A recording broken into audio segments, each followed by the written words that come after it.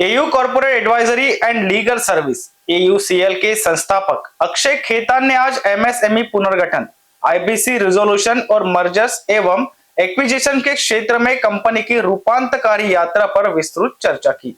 अपने संबोधन में खेतान ने बताया कि एयूसीएल ने किस तरह संघर्ष कर रहे एमएसएमईज को पुनर्जीवित करने, आईबीसी के तहत समयबद्ध समाधान देने और रणनीतिक मर्जर प्रक्रियाओं के माध्यम से उद्योगों को मजबूत बनाने का काम किया है। कार्यक्रम में इंडस्ट्री विशेषज्ञों के साथ इंटरैक्टिव क्वेश्चन एंड आंसर भी हुआ, जिसमें कानूनी सुधार, वित्तीय टर्न अराउंड स्ट्रेटेजी और कॉर्पोरेट एडवाइजरी के भविष्य पर चर्चा हुई। एयूसीएल को भारत की अग्रणी कॉर्पोरेट एडवाइजरी के रूप में देखा जाता है। आज एयूसीएल के संस्थापक अक्षय खेतान आज नागपुर में है। सबसे पहले मैं जानना चाहूंगी कि एमएसएमई में बड़ी चुनौती आज की तारीख में क्या है?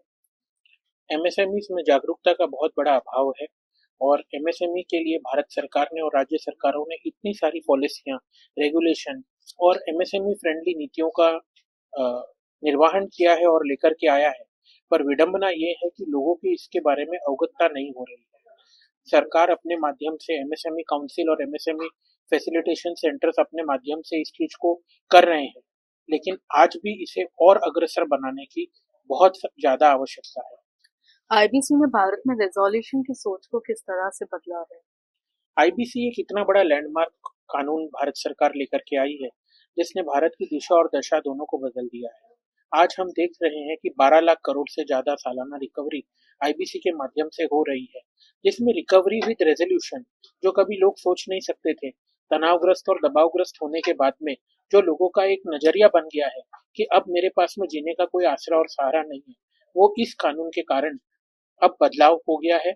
और इसने आज इतने व्यापारों को आगे बढ़ाया है कि देश का जो ग्रॉस एनपीए 9% तक 2014 के पहले पहुंच गया था, वो आज मात्र 3% के नीचे रह गया है। आखिरी सवाल सर, कानूनी सहायता वित्तीय सहायता को एयूसीएल कैसे अलग बनाता है? एयूसीएल में 2 डिवीजन पहले से ही बहुत अलग है, जो एक कानूनी सहायता प्रोवाइड करता है और एक वित्तीय सहायता प्रोवाइड करता है। लेकिन हमें ये भी समझना होगा कि दोनों का सामंजस्य बहुत जरूरी है, दोनों आइसोलेशन में नहीं चल सकते हैं। तो हमारे जो ट्रेंड एक्सपर्ट्स हैं, सब्जेक्ट मैटर एक्सपर्ट्स हैं, वो लोग इस चीज का पूरा ध्यान रखते हैं कि कब किसको कहाँ जोड़ना है, कब किससे कैसे आगे बढ़ाना है, और एंड टू एंड पूरा सोल्यूशन प्रोवाइड करने की पूरी कोशिश हमारी फर्म करती है। मर्जर्स एंड एक्विजिशंस को कैसे मजबूत बनाना है और किस तरह से एमएसएमई का पुनर्गठन करना है, इसको एयूसीएल बखूबी से बनाता है। इस पर आज नागपुर में चर्चा